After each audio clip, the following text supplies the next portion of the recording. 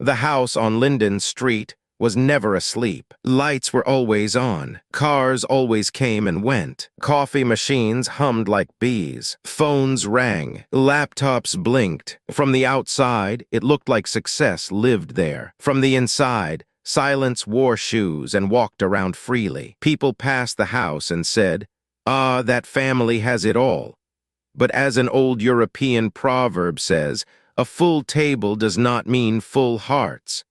This is the story of what happens when parents are present in body but absent in soul. Elias Novik was 9 years old when he learned how to disappear without leaving a room. Not physically, emotionally. His sister Sophia was 6, curious and bright, with questions that fell like rain. But rain, when it falls on stone long enough, eventually stops trying. Their parents, Victor and Helena Novik, were not bad people. They were not violent. They were not drunkards or monsters. They were simply busy, very busy. Victor worked in finance. Helena worked in international consulting. They left early, returned late, and spoke often but rarely to their children. Later was the most common word in the house. Later we will talk. Later we will play. Later we will listen. Later became never. Dinner was always served on time, but it was eaten with screens. Victor scrolled through emails. Helena replied to messages. Elias chewed quietly. Sophia watched everyone's faces. One night Sophia said, "Mama, my teacher said I draw very well." Helena smiled without lifting her eyes. "That's nice, sweetheart." The smile did not last long enough to be remembered. Elias said nothing. He learned early that words cost energy, and energy was never available. Another proverb whispered itself into the air. When a child stops talking, the house is already broken. At school, Elias was called polite and quiet.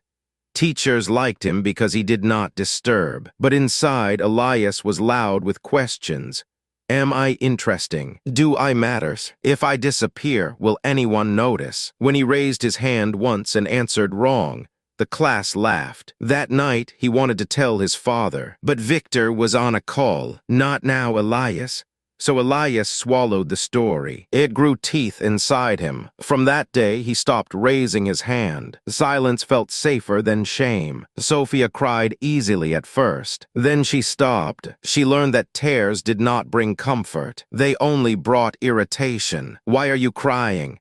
"You are fine. You are too sensitive." So she became strong too early. She smiled when hurt. She apologized when she did nothing wrong. She learned the dangerous art of being agreeable. A child who is never comforted will learn to comfort others while bleeding silently. By 13, Elias had built walls inside himself. He was calm, controlled, distant. His parents thought, "He is mature for his age." But maturity without nurture is loneliness wearing a suit. Sophia, now 10, followed behind him, copying his quietness. The house became cleaner. The silence became thicker. They had everything, except someone who saw them. One winter night, Elias failed a math exam badly. He stared at the paper for hours. The red marks looked like wounds. He imagined telling his parents, but his imagination already knew the answer. "Try harder. You should focus more. We pay for a good school." No hug, no curiosity, no what happened. That night, Elias learned another lesson. Failure was something to hide. So he hid everything after that. At 16, Elias met Anna. She was loud, emotional, unpredictable. She demanded attention. She was everything his home was not. When she shouted, he felt seen. When she cried, he felt needed. He confused chaos with love, because peace had always ignored him. Sophia, now 14, watched silently. She admired her brother, but also feared his sadness. Sophia became the perfect student. Perfect grades, perfect behavior. Teachers praised her. Her parents shared her achievements online, but no one asked her how she felt. So when a boy at school noticed her, she clung to the attention. He controlled her. She obeyed. A child starved of affection will eat love from any hand, even poisoned ones. Elias left home at 18. There were hugs, there were photos, there were proud words, but something was missing. There was no conversation about fear, no talk about dreams, no emotional goodbye. Sophia stayed behind, counting the days. At 28, Elias had a good job, a nice apartment, a respectable life. Inside, he was exhausted. He avoided deep relationships. He feared being a burden. He feared needing anyone. When partners asked for vulnerability, he froze. When conflicts came, he disappeared, because that is what he learned at home.